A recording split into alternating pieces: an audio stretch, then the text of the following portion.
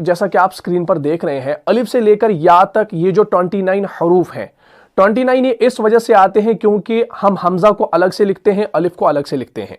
अगर हम अलिफ और हमजा को एक मानकर चलें तो 28 बन जाते हैं। तो इसमें कोई बहस की बात नहीं है 28 है या 29 है। कुछ लोग कहते हैं 28 है, वो इस वजह से क्योंकि वो हमजा और अलिफ को एक ही शुमार करते हैं।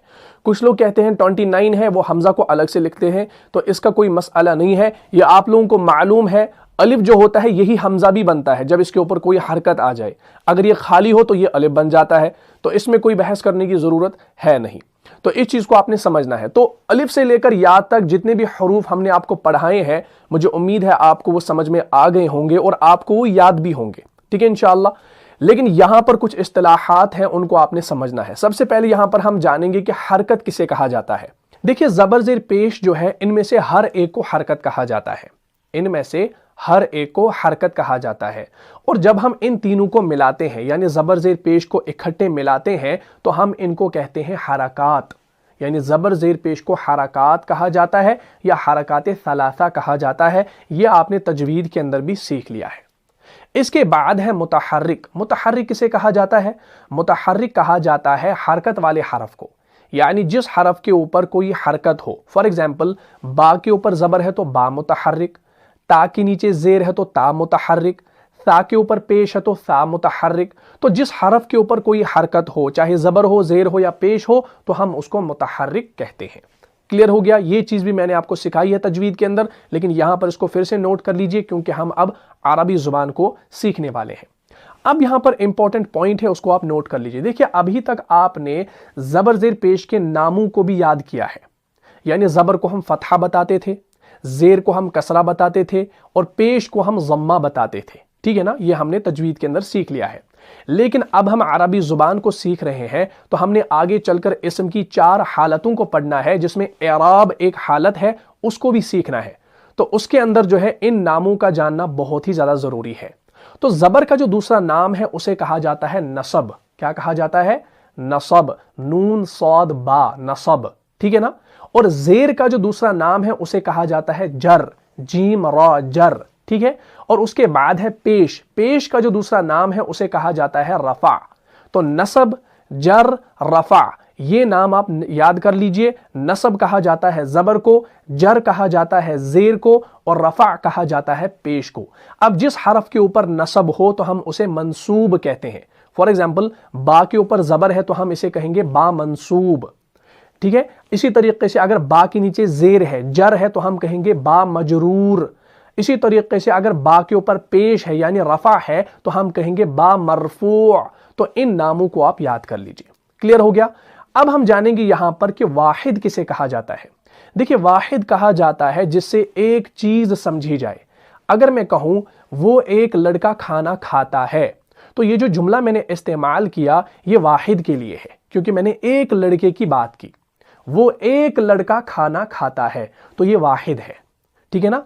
तो एक के लिए क्या इस्तेमाल होता है? वाहिद इस्तेमाल होता है। इसी तरीके से अगर मैं दो की बात करूं उसके लिए मुसन्ना या तस्निया इस्तेमाल होता है। दो के लिए जो चीज समझी जाए उसे तस्निया कहा जाता है।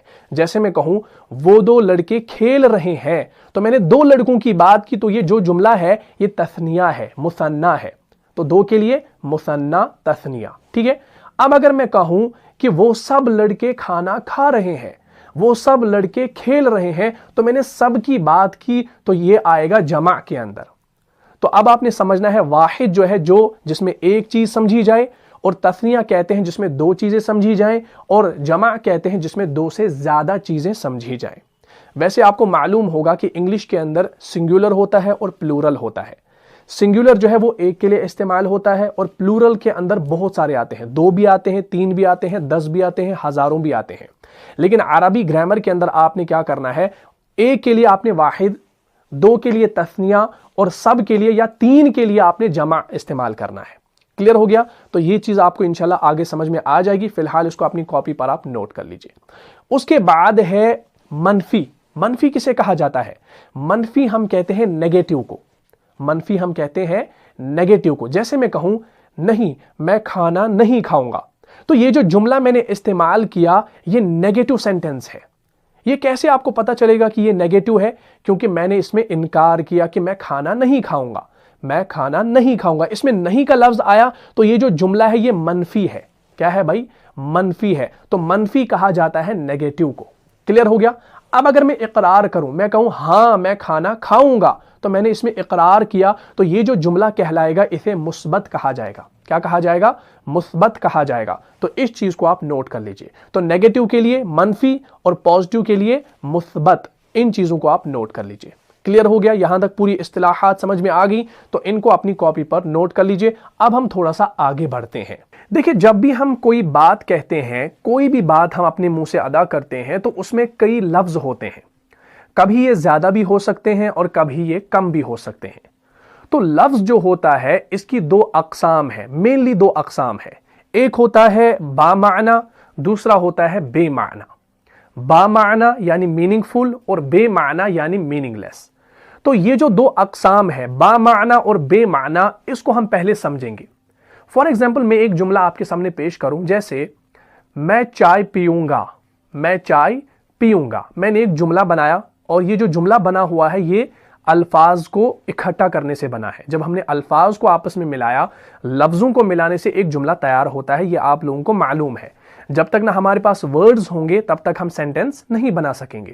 تو میں نے کہا کہ میں چائے پیوں گا، تو یہ جو جملہ میں نے آپ کے سامنے پیش کیا، ان میں ہر ایک لفظ کا جو ہے ایک معنی ہے، یعنی میں چائے پیوں گا، میں چائے پیوں گا، تو ان میں جو ہے ہر ایک لفظ کا اپنا ایک معنی ہے۔ اب اگر میں کہوں کہ میں چائے شائے نہیں پیوں گا، تو اب آپ سوچنے بیٹھیں گے بھائی اس نے جو جملہ بتایا اس میں شائے کا لفظ آیا، یہ تو ہمیں سمجھ میں نہیں آیا، یہ شائے کیا چیز ہے؟ تو یہ جو شائے ہے یہ لفظ تو کہا جائے گا، اسے لفظ کہا جائے گا، لیکن یہ با معنی نہیں ہے بلکہ یہ بے معنی ہے، میننگ لیس ہے۔ تو معلوم ہوا لفظ جو ہوتا ہے اس کی دو اقسام ہوتی ہے، ایک ہوتا ہے با معنی، ایک ہوتا ہے بے معنی۔ با معنی سے مراد جس کا کوئی معنی ہو، اور بے معنی سے مراد جس کا کوئی معنی، جس کا کوئی مطلب نہ ہو۔ جیسے میں کہوں کاپی، کاپی کا الٹا شاپی، کاپی سمجھ میں آ رہا ہے، شاپی سمجھ میں نہیں آ رہا۔ جیسے کیمرہ ہے، کیمرے کا الٹا شیمرا، کیمرہ سمجھ میں آ رہا ہے، شیمرا سمجھ میں نہیں آ رہا، لیکن یہ دونوں لفظ ہے، کیمرہ بھی لفظ ہے، شیمرا بھی لفظ ہے، لیکن اب فرق یہ ہے کہ کیمرہ جو ہے یہ با معنی لفظ ہے اور شیمرا جو ہے یہ بے معنی لفظ ہے۔ اب ہم نے کیا کرنا ہے کہ یہ جو بے معنی لفظ ہے اس کو ہم نے چھوڑنا ہے، اس کے بارے میں ہم نہیں پڑھیں گے۔ اب آپ بتائیں گے ایسا کیوں؟ کیونکہ ہم جو زبان سیکھ رہے ہیں، ہمارا مقصد یہ ہے کہ ہم قرآن اور حدیث کو سمجھ جائیں، اور قرآن اور حدیث کے اندر کوئی بے معنی لفظ استعمال نہیں ہوا ہے، لہٰذا ہم اس بے معنی کی کیٹیگری کو کیا کرتے ہیں، اس کو نکال دیتے ہیں۔ اب وہاں پر کیا بچا؟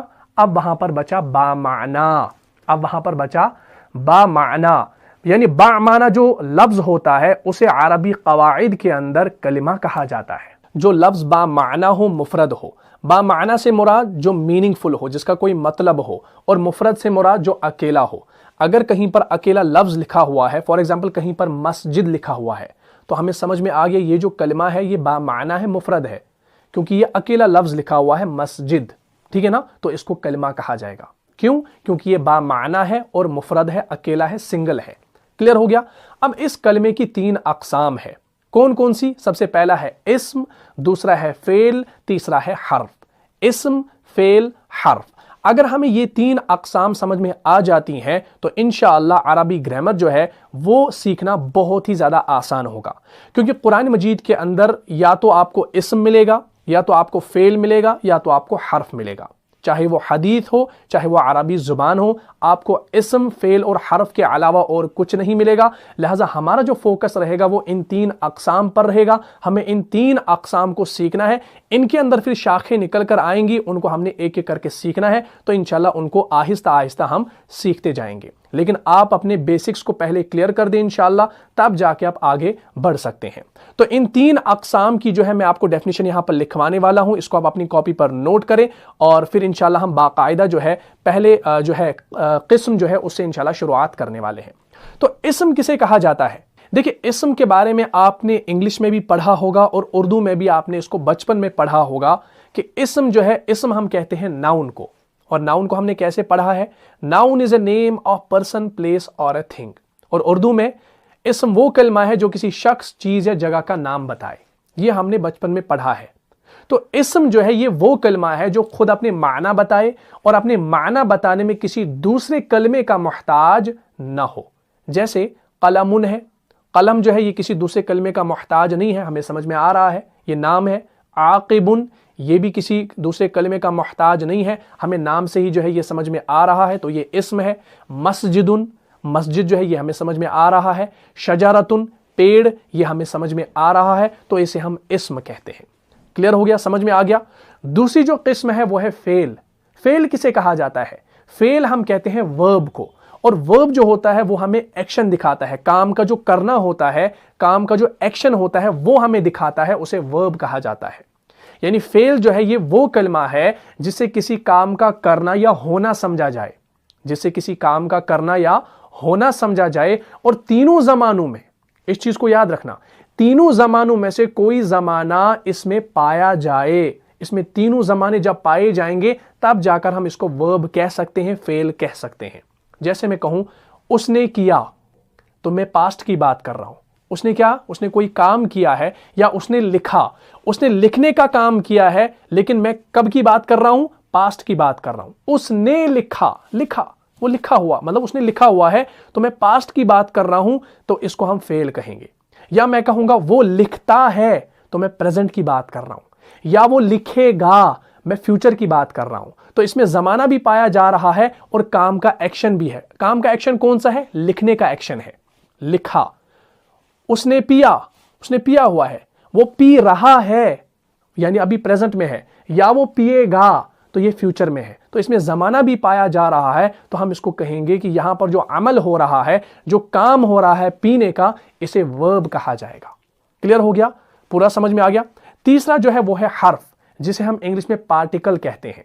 ये बहुत ही इंटरेस्टिंग है। देखिए, हर्फ जो है ये वो कलमा है जिसके माना इस्म या फेल के साथ मिलाए बगैर समझ में ना आए, जिसके माना इस्म और फेल के साथ मिलाए बगैर जो है समझ में बिल्कुल नहीं आए। इसका क्या मतलब है? देखिए, हरफ जो होता है, जैसे मैं आपको बताऊं, पर जो है ना, अगर हम पर का लफ्ज है, जैसे पर है, अगर हम इसको इस्म और फेल के साथ नहीं मिलाएंगे तो हमें ये बिल्कुल समझ में नहीं आएगा, सेंटेंस समझ में नहीं आएगा। जैसे मैं आपको बताऊं, आकिब जमीन पर बैठा है, आकिब जमीन पर बैठा है। अब अगर मैं ये पर को निकाल दूं, इस पर को मैं ना पढ़ूं, तो क्या बनेगा? आकिब जमीन बैठा। तो ये कुछ समझ में आया? कुछ अजीब लग रहा है। आकिब जमीन बैठा, हमने पर को काट दिया, तो हमें पर जो है ये खाली समझ में नहीं आएगा। ये तब समझ में आएगा, ये तब अपना मफहूम, अपना माना तब ये बयान करेगा जब ये इस्म और फेल के साथ मिलाया जाएगा। तो जब हम इसको मिलाएंगे, आकिब जमीन पर बैठा है, तो हमें समझ में आएगा कि भाई आकिब जो है वो जमीन पर बैठा है। तो ये पर का जो लफ्ज है, अगर हम इसको निकाल देंगे, इस हरफ को निकाल देंगे, तो हमें जुमला समझ में नहीं आएगा। तो ये जो हरफ होता है ये वो कलमा है, जब तक ना इसको इस्म या फेल के साथ मिलाया जाए तब तक हमें ये समझ में नहीं आएगा। क्लियर हो गया? तो ये जो 3 अक़साम हैं, इनको आप अपनी कॉपी पर नोट करें और इनको अच्छे तरीके से समझ लीजिए, क्योंकि हम इंशाल्लाह अब नेक्स्ट क्लास में जो है इस्म से शुरुआत करने वाले हैं और अच्छे तरीके से इस्म को पढ़ने वाले हैं, क्योंकि इस्म के अंदर हमें 4 हालतों को पढ़ना है और इंशाल्लाह उनको हम एक एक करके जो है पढ़ेंगे। तो ये जो क्लास थी ये बिल्कुल आज बेसिक थी, इसमें कुछ इस्तिलाहात, कुछ पॉइंट्स हमने आपको बता दिए, इनका जानना जो है आपके लिए ज़रूरी है, तब जाके आप आगे जो है और भी चीज़ों को